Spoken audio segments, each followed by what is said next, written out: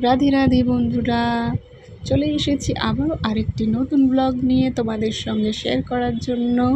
তো লাস্ট অবধি থেকেও ভিডিওটিকে স্কিপ না করে লাস্ট অবধি দেখো কী কী করলাম আজকে সারা দিন ধরে। তো সকাল থেকে what I do in a day আজকে ভিডিও। তো সকাল থেকে কী কী করলাম, ঘুম থেকে ওঠার পর থেকে সন্ধে অবধি তোমাদের সঙ্গে সমস্তই শেয়ার করব। তো ঝটপট করে দেরি না করে, যেহেতু আজকে আমাদের একটু বড় প্ল্যান রয়েছে, আমাদের একটু বেরোনোর রয়েছে, তো তার জন্য ঘুম থেকে উঠে চা কফি খেয়ে আমি এদিকে ঘর গোছানোতে লেগে পড়লাম। তারপরে সম্বিত গেছে হচ্ছে লাঞ্চের প্রিপারেশনের জন্য, বিকজ আজকে ওর ছুটি।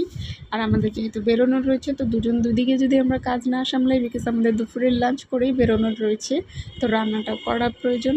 আমার এইদিকে ঘর গোছানো কমপ্লিট, আর ওইদিকে সম্বিত রান্নাঘরে রান্নার প্রিপারেশন করছিল, আর আমার ছানা দুটো এখানে রেস্ট করছে দুজনের জায়গায়। তারপরে আমি চলে গেলাম সম্বিতকে হেল্প করার জন্য, রান্নায় কিছুটা গুছিয়ে দেওয়ার জন্য। রান্না যদিও বা ওই করবে, আমি করব না, তাও আমি কিছুটা গুছিয়ে দেবো, কারণ বাটাবুটি ও পারে না। তার জন্য আমি একটু মশলা বেটে দিচ্ছি, এখানে সর্ষে আমি বেটে দিচ্ছি।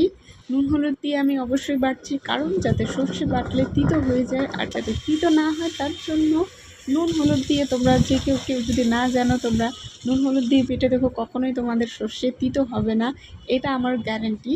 তারপরে আজকে আমাদের চিংড়ি মাছ সর্ষে দিয়ে উচ্ছে দিয়ে হচ্ছে, যেটা আমি ফার্স্ট টাইমই খাবো, আর দারুণ খেয়েও ছিলাম। তো রান্না ওকে তো গুছিয়ে দিয়ে আমি স্নান টান করে পুজো দিয়ে খাওয়া দাওয়া কমপ্লিট করে রেডি হয়ে গেছি। আজকে এটা আমার আউটফিট, আজকে আমার বেরোনোর। শাড়ি পরবো আমি, মনে হলো অনেকদিন শাড়ি পরে বেরোই না, একটু চাই। তো শাড়ি পরে বেরিয়ে স্নান করে, যেহেতু চুল বেঁধিয়েছিলাম, তারপর ভাবলাম যে না, চুলটা যেতে যেতে শুকিয়ে যাবে, চুলটা খুলে দিই। তার জন্য, না হলে আবার মাইগ্রেনের আমার ব্যথা হয়ে যায়। তো গেছিলাম হচ্ছে আজকে মুভি দেখতে।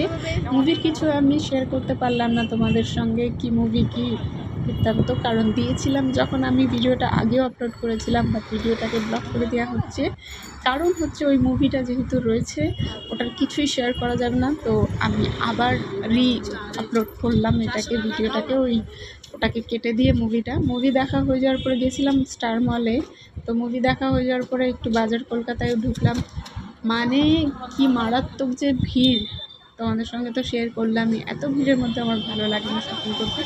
তো ওখানে টাইম ওয়েস্ট না করে তাড়াতাড়ি করে বেরিয়ে পড়লাম, কারণ একটু খিদেও পেয়েছিল। সঙ্গীতকে বললাম চলো যাই ফুচকা খাই, কারণ একটু টক ঝাল মিষ্টি টাইপের কিছু খাবার ইচ্ছে ছিল। তো এই কম্বোটা ফুচকা ছাড়া অন্য কিছুতে পাওয়া যায় না। তারপরে চলে গেছি ফুচকা খেতে। আর আমার ব্লগ তোমাদের ভালো লাগে, চ্যানেলটিকে অবশ্যই সাবস্ক্রাইব করে দিও। বাই বাই, আবারও দেখা হবে।